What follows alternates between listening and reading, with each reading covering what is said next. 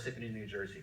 And it's sort of like, so in a way it was strange because it was a very, it was a suburb. And I think we were like the only black family in probably the whole town, right? I mean, so when I went to this, I was in grammar school, and I remember being this new student, like just being in class, sitting there, and feeling a little bit out of sync because one, you were different, and two, I could speak like this now, but I could also go into my Jamaican accent. And I hadn't perfected my regular American English then, so I had a very strange dialect to the other students. And so they were kind of just checking me out, looking at me, and figuring out what is this guy. And I remember sitting there by myself and doing this, on the blackboard, there was a photo, a drawing of Santa Claus. It was about coming up on a holiday, and I started sort of copying the drawing out of boredom. And somebody came over and looked and said, "Oh, the new kid is an artist." And that moment just kind of clicked, you know, and I wasn't just the outsider, I was the artist. And I said, "Oh, okay, that's a good title. I could do that." But that title got a little problematic later when the family, you know, because you're an immigrant, they expect you to do better than, you know, they're there. And art wasn't the thing you go into, especially coming from a low-income background.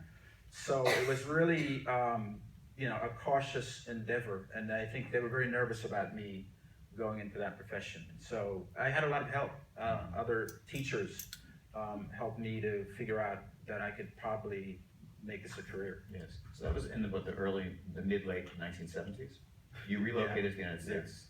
I was 12 years old and 75, 76, something like that. And then in the course of the 80s, you continued apparently to draw, right? Because when you went first to undergraduate. Yeah, and I actually I went to School of Visual Arts, and the only reason I went to School of Visual Arts, it's really funny. I mean, this is how out of it I was in terms of awareness of the trajectory of what I needed to do. But my art teacher in Parsippany High School, he would always cover his window, looking into his office, with these posters that SVA would send out, because that was their way of promoting themselves. And it was just a way to cover so we wouldn't peek in, and so I was always seeing SVA, so I thought that was the only school that exists. So everybody said, "What school do you want to go to?" "I want to go to SVA." So I ended up getting into the school, and the first year running out of money. And so I ended up it threw me into a little bit of a space of not knowing what I wanted to do.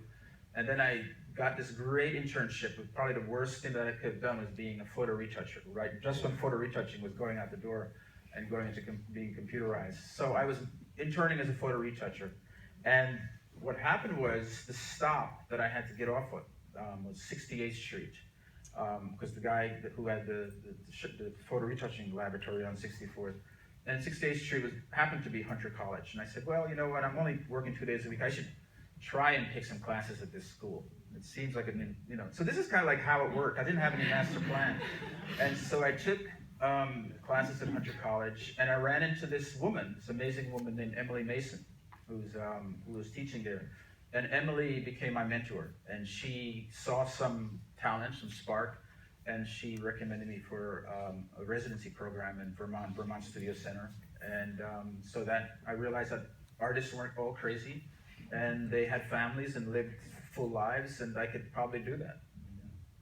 So at what moment do you leave the kind of more private, smaller scale, more intimate drawing practice behind and begin to work with found objects and really in this very elaborate kind of approach to assemblage and installation work? So two things happened for me. It was graduating from Brooklyn College, and my mentor there was William T. Williams, and he was really great in sort of telling me what to look at, not necessarily showing me what he thought I should be doing.